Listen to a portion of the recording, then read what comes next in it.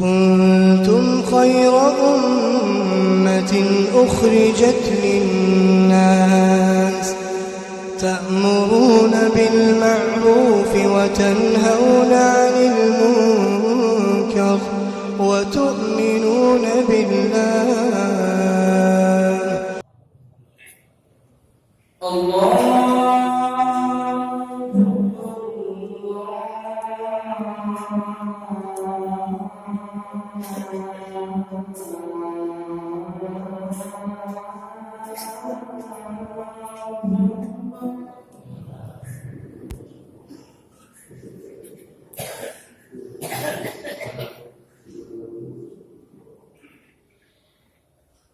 أشهد أن لا إله إلا الله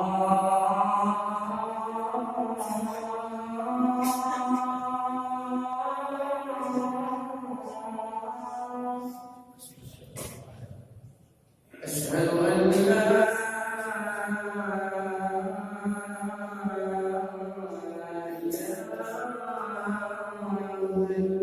إلا الله.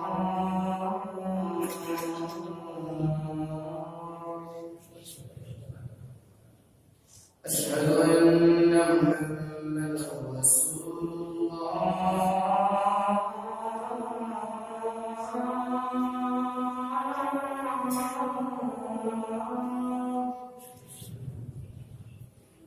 أشهد أن محمدا رسول الله.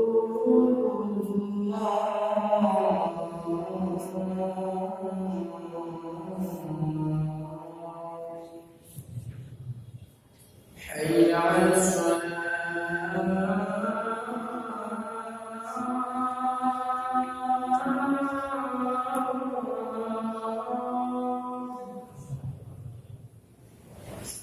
حي على الصلاة.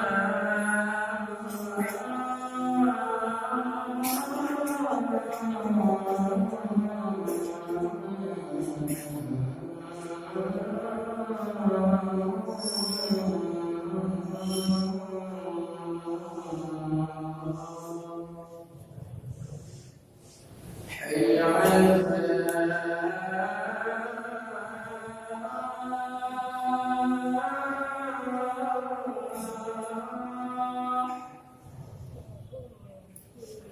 حي على الفلاح.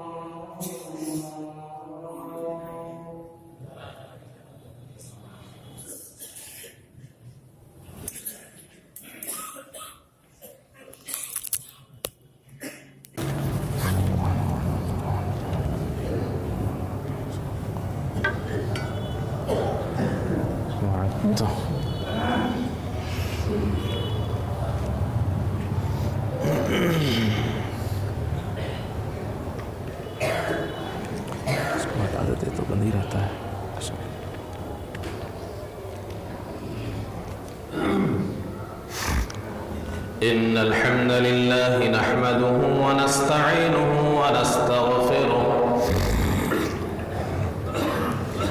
ونعوذ بالله من شرور أنفسنا ومن سيئات أعمالنا.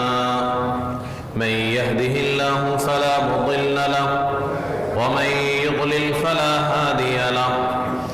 وأشهد أن لا إله إلا الله وحده لا شريك له. وأشهد أن محمدًا عبده ورسوله. يا أيها الذين آمنوا اتقوا الله حق تقاته ولا تموتن إلا وأنتم مسلمون يا أيها الناس اتقوا ربكم الذي خلقكم من نفس واحدة وخلق منها زوجها وبث منهما رجالا كثيرا ونساء واتقوا الله الذي تساءلون به والأرحام إن الله كان عليكم رقيبا يا أيها الذين آمنوا اتقوا الله وقولوا قولا سديدا يصلح لكم أعمالكم ويغفر لكم ذنوبكم ومن يطع الله ورسوله فقد فاز فوزا عظيما أما بعد فإن خير الحديث كتاب الله وخير الهدي هدي محمد صلى الله عليه وسلم وشر الأمور محدثاتها وكل محدثة بدعة وكل بدعة ضلالة وكل ضلالة في النار أعوذ بالله السميع العليم من الشيطان الرجيم بسم الله الرحمن الرحيم قاف والقرآن المجيد بل عجبوا أن جاءهم منذر منهم فقال الكافرون هذا شيء عجيب أإذا متنا وكنا ترابا وذلك رجع بعيد قد علمنا ما تنقص الأرض منهم وعندنا كتاب حفيظ بل كذبوا بالحق لما جاءهم فهم في أمر مريج أفلم ينظروا إلى السماء فوقهم كيف بنيناها وزيناها وما لها من فروج والأرض مددناها وألقينا فيها رواسي وأنبتنا فيها من كل زوج بهيج تبصرة وذكرى لكل عبد منيب ونزلنا من السماء ماء مباركا فأنبتنا به جنات وحب الحصيد والنخل باسقات لها طلع نضيد رزقا للعباد وأحيينا به بلدة ميتا كذلك الخروج كذبت قبلهم قوم نوح وأصحاب الرس وثمود وعاد وفرعون وإخوان لوط وأصحاب الأيكة وقوم تبع كل كذب الرسل فحق وعيد أفعينا بالخلق الأول بل هم في لبس من خلق جديد بارك الله لي ولكم في القرآن العظيم ونفعني وإياكم بالآيات والذكر الحكيم إنه تعالى جواد كريم ملك بر رؤوف رحيم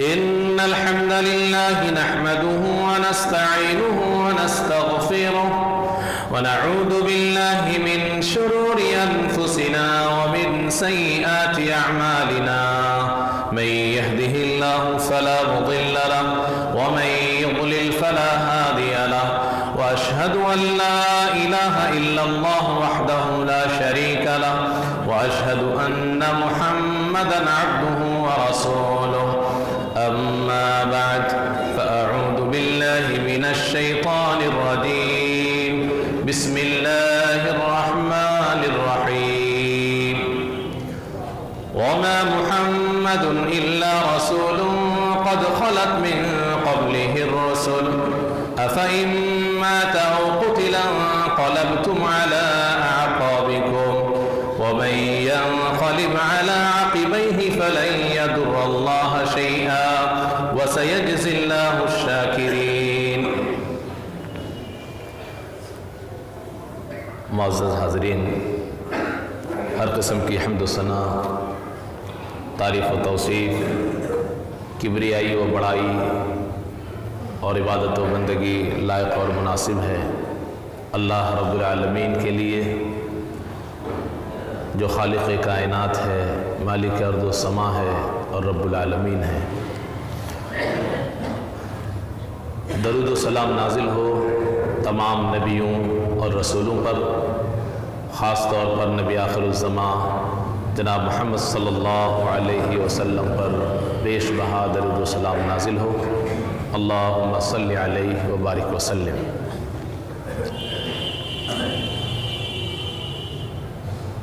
کئی جمعہ پہلے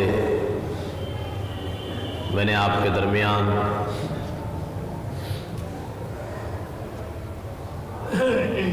عورتوں کے تعلق سے پردے کے سلسلے میں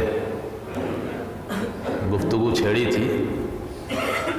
ابھی بات ادھوری رہ گئی ہے اور انشاءاللہ اس موضوع پہ مزید گفتگو آگے کے خطبات میں کی جائے گی۔ آج ماہ ربیع الاول کو پیش نظر رکھتے ہوئے خطبہ جمعہ کے لیے میں نے جس موضوع کا انتخاب کیا ہے وہ ہے 12 ربیع الاول کو جشن منانے والوں کے لیے لمحہ فکریہ۔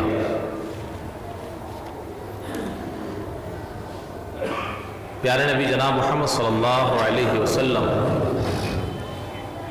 یقینی طور پر ہمارے اور آپ کے، دنیا کے سارے مسلمانوں کے محبوب ہیں، دلوں کی دھڑکن ہیں، اس میں کوئی شک اور دو رائے نہیں ہے۔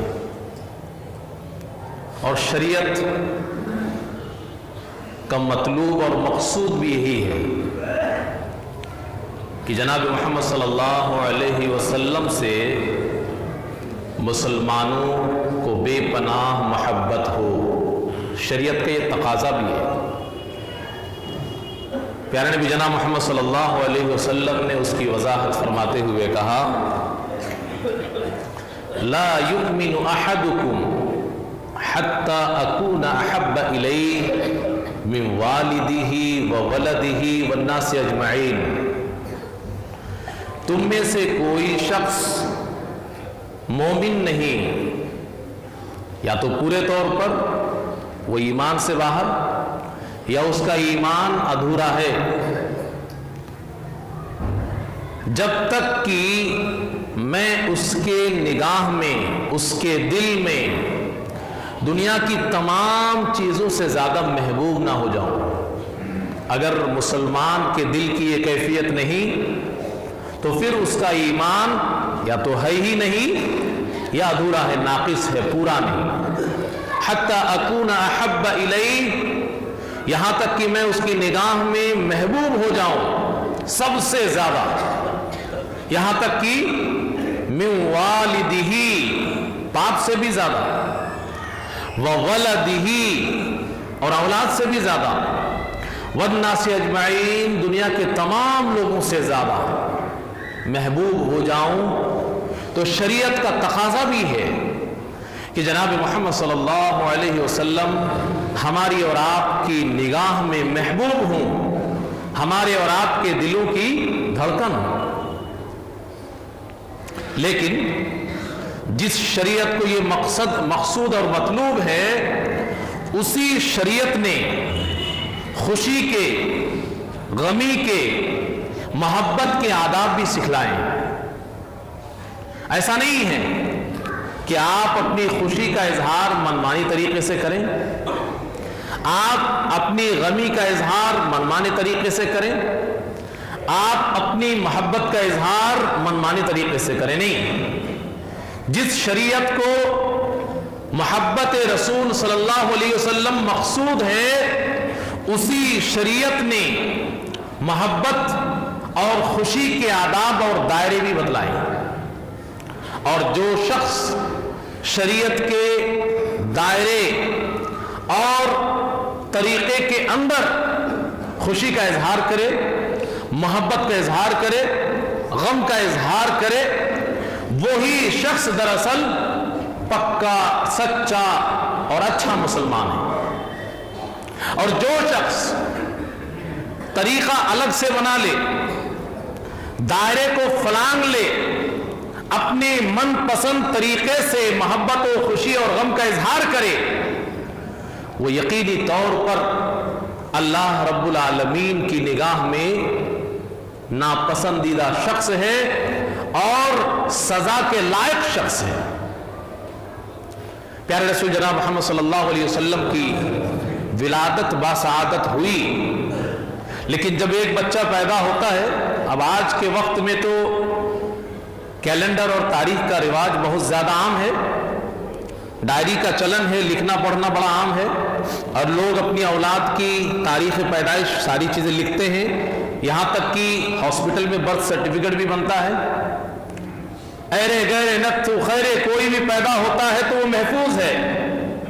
لیکن جناب محمد صلی اللہ علیہ وسلم کی ولادت کے موقع پر جو دنیا کے حالات تھے، ایک تو لوگوں کو لکھنا پڑھنا کم آتا تھا، لکھنے پڑھنے والے لوگ بہت کم تھے، اور اس طریقے کا سسٹم اور نظام نہیں تھا، اور پتہ نہیں تھا کہ یہ شخص آگے چل کر کے کیا ہوگا. جب بچہ پیدا ہوتا ہے کسے پتہ ہوتا ہے؟ تو نبی کریم صلی اللہ علیہ وسلم بھی پیدا ہوئے، اور وہ تاریخ ولادت نوٹ نہیں کیا گیا، محفوظ نہیں کیا گیا. اسی وجہ سے نبی کریم صلی اللہ علیہ وسلم کی تاریخ ولادت کے سلسلے میں بڑا اختلاف رونما ہوا. جب نبی کریم صلی اللہ علیہ وسلم رسول بنا دیے گئے تو لوگوں کو محسوس ہوا کہ یہ کوئی معمولی انسان نہیں، تو بہت بڑا آدمی ہے. تو صحابہ کرام رضوان اللہ علیہم اجمعین اور آپ کے چاہنے والے آپ کی تاریخ ولادت کی کھوج کرنے لگے، اور اسی کھوج کے نتیجے میں کسی کو کچھ ملا، کسی کو کچھ ملا، محفوظ تو تھا نہیں، اس وجہ سے اختلاف ہوا. دو چیزیں اتفاق کے ساتھ تاریخ میں نظر آتی ہیں نبی کریم صلی اللہ علیہ وسلم کی ولادت کے تعلق سے.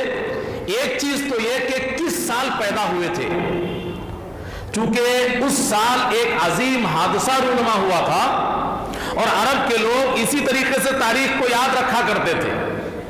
عام الفیل، ہاتھی کا سال. ہاتھی کا ایک عظیم واقعہ پیش آیا تھا، آپ لوگوں کو معلوم ہے.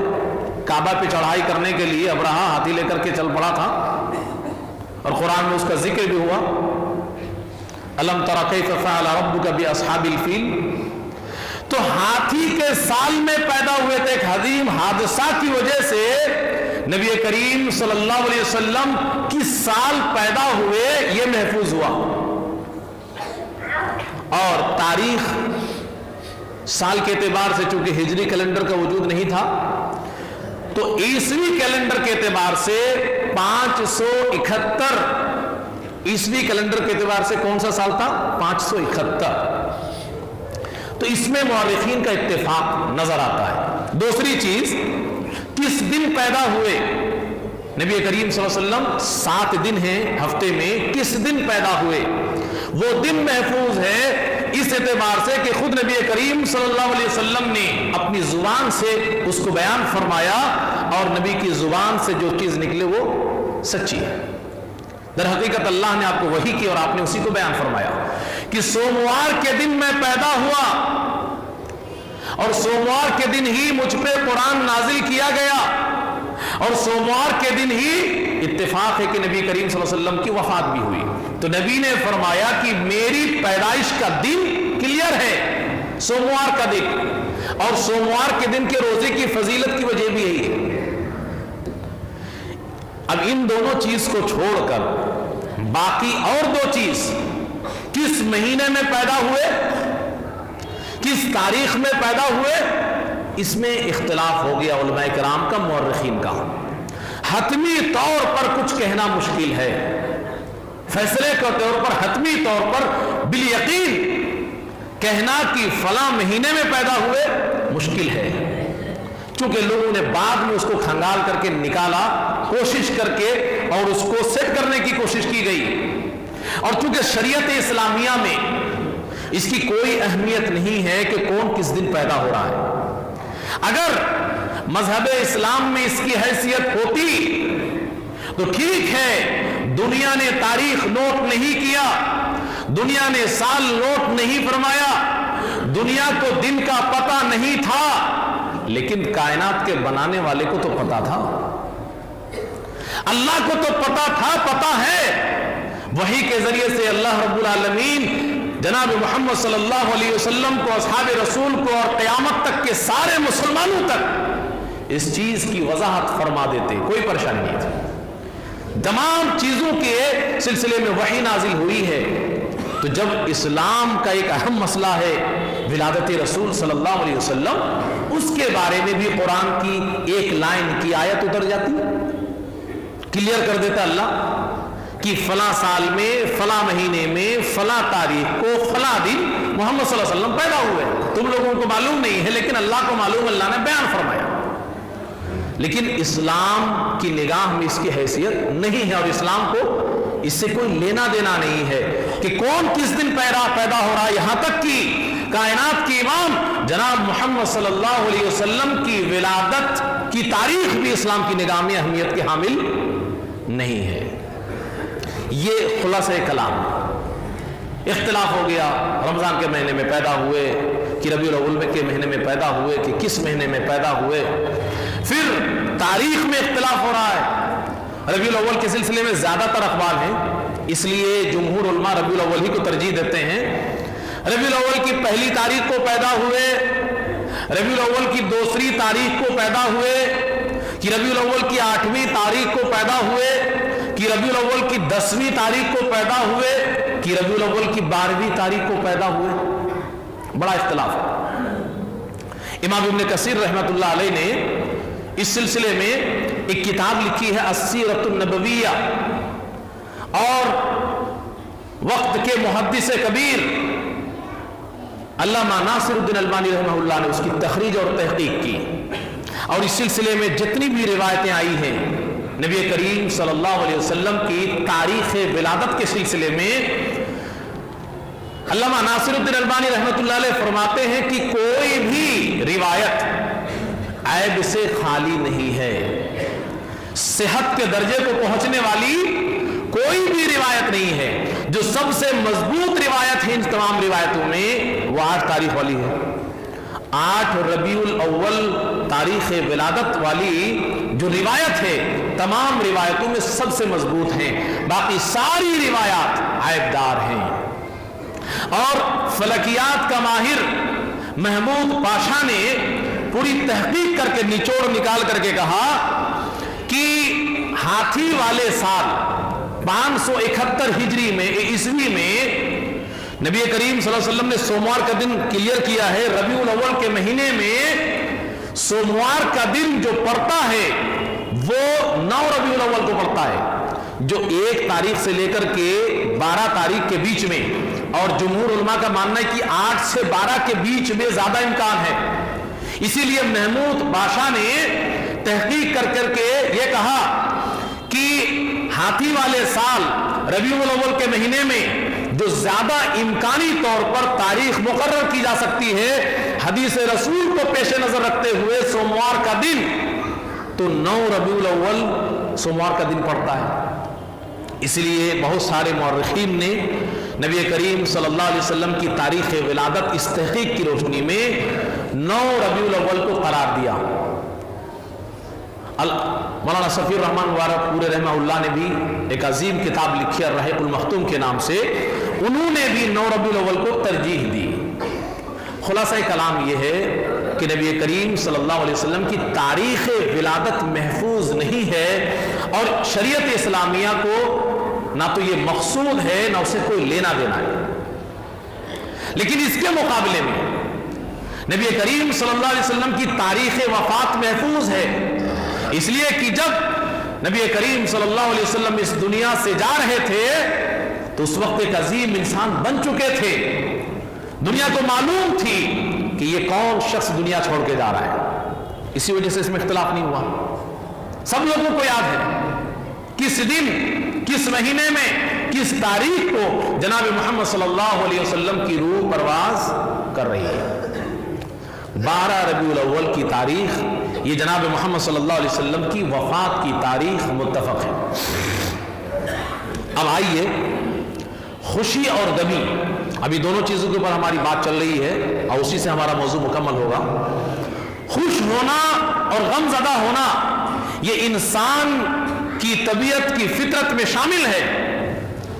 اچھی چیزوں سے انسان خوش ہوتا ہے اور تکلیف دہ چیز سے انسان غم زدہ ہوتا ہے. اور اسلام فطری دین ہے، اس وجہ سے اسلام نے یہ نہیں کہا کہ خوش نہیں ہو سکتے، غم زدہ نہیں ہو سکتے، بلکہ جناب محمد صلی اللہ علیہ وسلم کی زندگی میں مثالیں موجود ہیں کہ نبی کریم صلی اللہ علیہ وسلم بھی خوش ہوتے تھے اور آپ غم زدہ ہوتے تھے. اختصار کے ساتھ ایک مرتبہ نبی کریم صلی اللہ علیہ وسلم نے سخت پریشانی کے عالم میں لوگوں کو کہا کہ اللہ کے راستے میں مال نکالو، اور لوگوں نے تھوڑا تھوڑا لا کر کے دیا. 2 ڈھیر اکٹھا ہو گئے تو نبی کریم صلی اللہ علیہ وسلم خوش ہو گئے. آپ صلی اللہ علیہ وسلم کا چہرہ چمکنے لگا، تمتمانے لگا، محسوس ہو رہا تھا کہ آپ بہت خوش ہو رہے ہیں. اور ایسے ہی نبی کریم صلی اللہ علیہ وسلم کا بیٹا ابراہیم دنیا چھوڑ کر کے جا رہا ہے تو نبی کریم صلی اللہ علیہ وسلم کی آنکھوں سے آنسو جاری ہیں، دونوں آنکھوں سے آنسو جاری ہیں.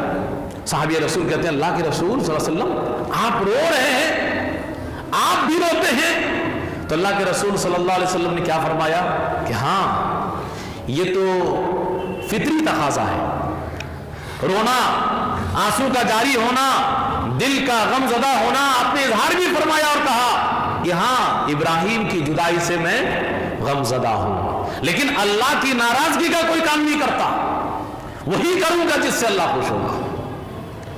خوشی کس کو کہتے ہیں؟ الفرح لذت القلب بادراک محبوب. کسی پسندیدہ اور محبوب چیز کو پانے کے بعد دل میں ایک لذت کا ہونا، وہ خوشی دل سے اس کا تعلق ہے. خوشی دل میں ہوتی ہے. اور اسلام نے ہر سال سوائے عیدین کے، عید الاضحیٰ اور عید الفطر کے 2 دن کو یا خوشی کے ان دنوں کو چھوڑ کر کے ہر سال خوشی کو انجام دینا، خوشی کا اظہار کرنا عملی طور پر اسلام میں کسی چیز میں ہے ہی نہیں، یہ تصور ہی نہیں اسلام میں. انسان کبھی بھی کسی مناسبت سے خوش ہو جاتا ہے، اس کا دل خوش ہوتا ہے، لیکن عملی طور پر خوشی کا اظہار کرنا ہر سال کسی نہ کسی دن، یہ صرف اسلام میں 2 عید کے ساتھ خاص ہے، عید الاضحیٰ اور عید الفطر. ان کے علاوہ اسلام میں خوشی کے اظہار کا کوئی تصور ہی نہیں. آپ کا دل خوش ہے اپنی جگہ ٹھیک ہے، لیکن اس کا اظہار اسلام میں بس یہی 2 عید کے ساتھ جڑا ہوا ہے. نبی کریم صلی اللہ علیہ وسلم مدینہ تشریف لے آئے تو دیکھا کہ لوگ 2 دن کھیلتے ہیں، کھیل کود اور تماشا کرتے ہیں. آپ صلی اللہ علیہ وسلم نے فرمایا کہ کیا بات ہے ان دونوں دنوں میں تم لوگ کھیل کود کیوں کرتے ہو؟ تو آپ صلی اللہ علیہ وسلم کے ساتھیوں نے اور دیگر لوگوں نے کہا کہ زمانہ جاہلیت میں ہم لوگوں کا یہ طریقہ تھا، ان دنوں میں ہم کھیل کود اور تفریح کیا کرتے تھے، تو وہی سلسلہ جاری ہے. آپ صلی اللہ علیہ وسلم نے فرمایا ان اللہ قد ابدلکم بہما خیرا منہما. اللہ رب العالمین نے تمہارے ان زمانے جاہلیت کے بنائے ہوئے 2 دن کے مقابلے میں 2 دن دے دیے ہیں جو اس سے بہتر ہیں. وہی 2 دن خوشی منایا کرو، یوم الاضحیٰ و یوم الفطر، عید الاضحیٰ اور عید الفطر. یہ اسلام نے حد بندی کر دی کہ خوشی منانا ہے، یہ زمانے جاہلیت کے دن کو چھوڑ دو. اسلام نے، اللہ نے اس کے بدلے میں اس سے بہتر 2 دن دے دیے ہیں، اسی میں خوشی کا اظہار کرو. اسی میں خوشی مناؤ. اور اسی طریقے سے غم کے سلسلے میں بھی اسلام نے آداب سکھائے ہیں. میرے ناقص علم کے مطابق خوشی ہر سال منانے کے لیے اسلام نے 2 عید کا موقع دیا ہے، لیکن ہر سال غم منانے کا اسلام میں کسی بھی طرح کا کوئی تصور ہی نہیں ہے. ابھی محرم کے مہینے میں آپ نے دیکھا بہت سارے اپنے آپ کو مسلمان کہنے والے بھائی غم میں مبتلا تھے. اسلام میں ہر سال کسی بھی وجہ سے غمی کا اظہار کرنا اس کا تصور ہی نہیں ہے. جو سب سے آخری حد ہے وہ نبی کریم صلی اللہ علیہ وسلم نے بیان فرماتے ہوئے کہا لا يحل لامرأة تؤمن بالله واليوم الآخر. حلال نہیں ہے یعنی حرام ہے اس عورت پر جو اللہ پر اور آخرت کے دن پر ایمان رکھے. کیا حرام ہے؟ ان تحد على میت فوق 3 کہ 3 دن سے زیادہ کسی میت کا سوگ منائے الا علی زوج سوائے شوہر کے 4 اشہر و 4 مہینے 10 دن عورت کے لیے. اب یہ ایک ہی بار میں ہو گیا. جب کبھی بھی حادثہ رونما ہوگا تو 3 دن کے اندر وہ بھی لاگو نہیں ہے کہ منانا پڑے گا آپ کو کسی میت کے اوپر. بیوی کے اوپر تو پھر بھی کچھ حد بندیاں ہیں، لیکن عام لوگوں کے اوپر کوئی حد بندی نہیں ہے کہ باپ مرا ہے بیٹا مرا ہے تو 3 دن تک سوگ منائیں گے. کوئی فرض اور واجب ہے. اگر آپ کا دل غم زدہ ہے تو آپ غم کا اظہار یوں کر رہے ہیں کہ کام دھام نہیں کر رہے ہیں، کچھ اور نہیں کر رہے ہیں، بیٹھے ہیں. یہ ایک طریقے سے اظہار ہو گیا، محسوس ہو گیا. لیکن اگر آپ نے غم کا اظہار نہیں بھی کیا تو کوئی گناہ نہیں ہے. تو یہ ایک حد بندی ہے غم کے تعلق سے اسلام کے کہ 3 دن سے زیادہ کسی میت کے اوپر غم کا اظہار نہیں ہو سکتا، سوگ نہیں منا سکتے. اور شوہر ہے تو 4 مہینے 10 دن، لیکن پھر اگلے سال اس کا تصور اسلام میں ہے ہی نہیں. غم کے تعلق سے اسلام میں تصور ہی نہیں. اب ذرا آئیے میں اپنے ان احباب جو 12 ربیع الاول کو خوشی کا اظہار کرتے ہیں مختلف شکلوں میں ان کو بتانا چاہتا ہوں. پہلی بات تو یہ کہ نبی کریم صلی اللہ علیہ وسلم کس مہینے میں پیدا ہوئے کلیئر نہیں ہے. دوسری بات نبی کریم صلی اللہ علیہ وسلم کس تاریخ میں پیدا ہوئے کلیئر نہیں ہے. تیسری بات سب سے مضبوط روایت کو اگر مد نظر رکھا جائے تو ربیع الاول کی 8ویں تاریخ نبی کریم صلی اللہ علیہ وسلم کی تاریخ ولادت مقرر ہوگی. چوتھی بات اگر فلکیات کے ماہر کی بات کو تسلیم کیا جائے اور ہاتھی والے سال میں ربیع الاول کے مہینے میں سوموار کے دن کو جوڑا جائے تو 9 ربیع الاول 12 ربیع الاول بہت دیر کے بعد اس کا نمبر آئے گا نبی کی ولادت کے تعلق سے. لیکن نبی کریم صلی اللہ علیہ وسلم کی وفات 12 ربیع الاول کو ہوئی اور پوری کائنات اسلامی کے لیے مسلمانوں کے لیے یہ کتنا بڑا حادثہ تھا ہم آپ آج تصور نہیں کر سکتے. بلکہ جن کے اوپر یہ حادثہ آیا جن کے جیتے جی ان کی زندگی کو پڑھ کر کے محسوس کر سکتے ہیں کہ یہ کتنا بڑا غم تھا اور کتنا بڑا حادثہ تھا، کتنا بڑا سانحہ تھا. پیارے نبی جناب محمد صلی اللہ علیہ وسلم کی وفات کا تذکرہ کرتے ہوئے حضرت عائشہ رضی اللہ عنہا فرماتی ہیں کہ اللہ کے رسول صلی اللہ علیہ وسلم کی موت کا وقت جب قریب ہوا وَعِنْدَهُ قَدْحٌ فِيهِ مَاءٌ آپ کے پاس ایک پیالہ رکھا ہوا تھا اور پیالے میں پانی بھرا تھا اور نبی کریم صلی اللہ علیہ وسلم بڑے پریشان تھے. پریشانی کی وجہ سے نبی کریم صلی اللہ علیہ وسلم پانی میں کبھی ہاتھ ڈالتے کبھی نکالتے اور نکال کر کے اپنے چہرے کو پوچھتے. پریشانی کا اظہار تھا اور کہتے رہتے تھے اللہ سے اللہم اعنی علی غمرات الموت او سکرات الموت، اے اللہ موت کی پریشانی میں میری مدد فرما. نبی پریشان ہیں 12ویں ربیع الاول کو، تکلیف اور بے چینی کا اظہار ہو رہا ہے اور آپ کی پیاری چہیتی بیوی اپنی آنکھوں سے ان ساری کیفیات کو دیکھتی ہے. دوسری حدیث میں حضرت عائشہ فرماتی ہیں کہ نبی کریم صلی اللہ علیہ وسلم کی موت کی تکلیفیں اتنی شدید اور خطرناک تھی کہ اس کے بعد میں نے کسی کی پریشانی کو دیکھ کر کے اپنے آپ کو پریشان نہیں محسوس کیا. چونکہ نبی کی موت کی پریشانیاں میں نے اپنی آنکھوں سے دیکھا تھا میرے ران پہ آپ کا سر رکھا ہوا تھا اور میرے ران پہ آپ بے چین تھے اور پریشان تھے، اسی میں آپ کی روح نکلی ہے۔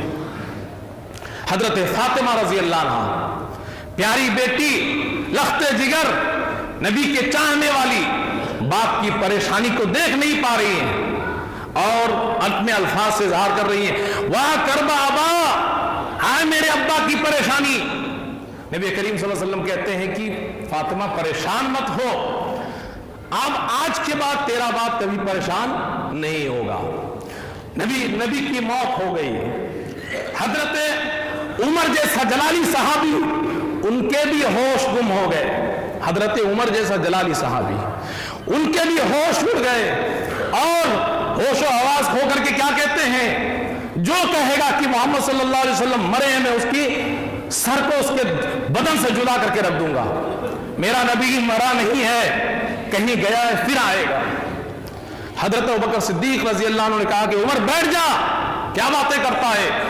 حضرت عمر ابوبکر کو جھٹک دیتے ہیں، فابا، نہ نہیں بیٹھتا۔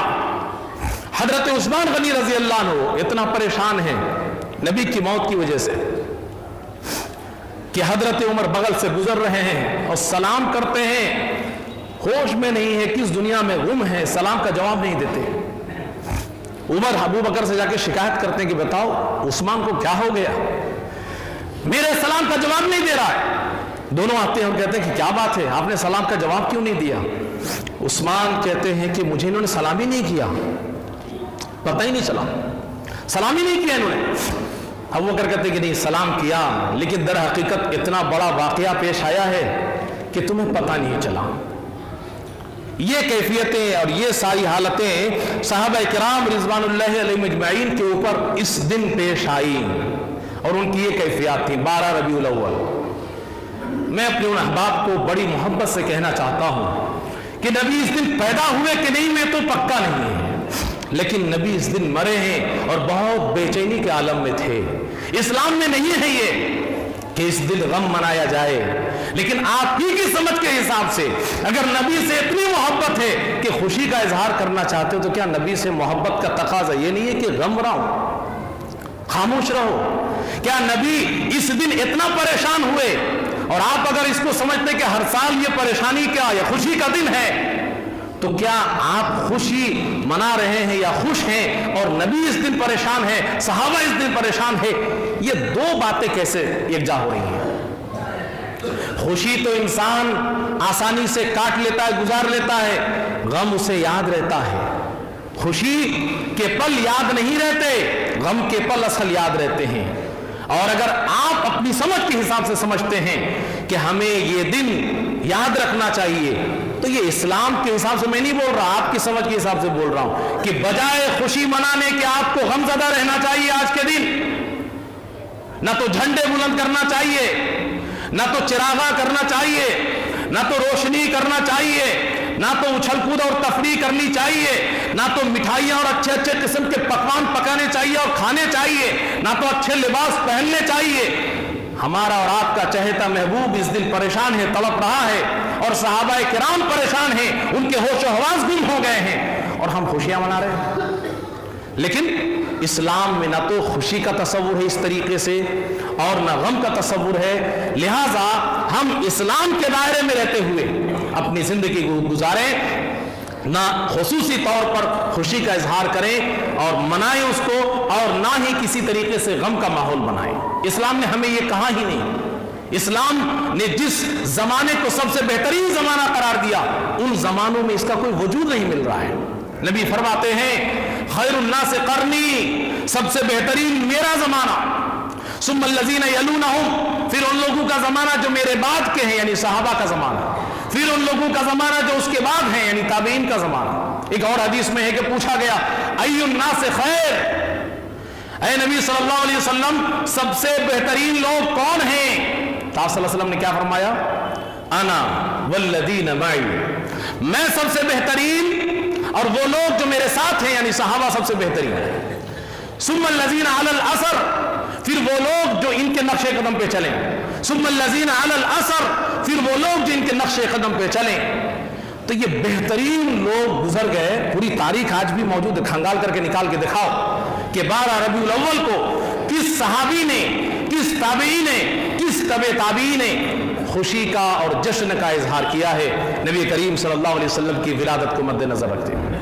کہیں سے بھی نہیں ملے گا آپ کو۔ لہٰذا اپنی آنکھیں کھولنے کی ضرورت ہے مسلمانوں کو، اور عقل سلیم کے استعمال کرنے کی ضرورت ہے، اور خرافات سے اور باطل اور غلط چیزوں سے دور رہنے کی ضرورت ہے۔ اللہ کی قسم، یہ عبادت نہیں ہے، یہ محبت نہیں ہے، یہ دین نہیں ہے۔ قل ان کنتم تحبون اللہ فاتبعونی، اللہ رب العالمین نے فرمایا کہ لوگوں اگر اللہ سے محبت کرتے ہو تو بھی محمد صلی اللہ علیہ وسلم کی پیروی کرو گے، تبھی محبت مانی جائے گی۔ لہٰذا اگر نبی سے محبت کرتے ہو تو بدرجہ اولا نبی کی پیروی کرو، نبی نے کہا تو کرو، نبی نے نہیں کہا تو نہیں کرو۔ بہرحال اللہ رب العالمین سے دعا ہے کہ اللہ رب العالمین تمام مسلمانوں کو سمجھ عطا فرمائے۔ ان اللہ ملائکتہ یصلون علی النبی یا ایھا الذین آمنوا صلوا علیہ وسلموا تسلیما اللهم صل علی محمد وعلی آل محمد کما صلیت علی ابراہیم وعلی آل ابراہیم انک حمید مجید اللهم بارک علی محمد وعلی آل محمد کما بارکت علی ابراہیم وعلی آل ابراہیم انک حمید مجید۔ عباد اللہ رحمکم اللہ، ان اللہ یأمر بالعدل والإحسان وإیتاء ذی القربى وینہی عن الفحشاء والمنکر والبغی یعظکم لعلکم تذکرون۔ سبحان ربک رب العزة عما یصفون وسلام علی المرسلین والحمد للہ رب العالمین۔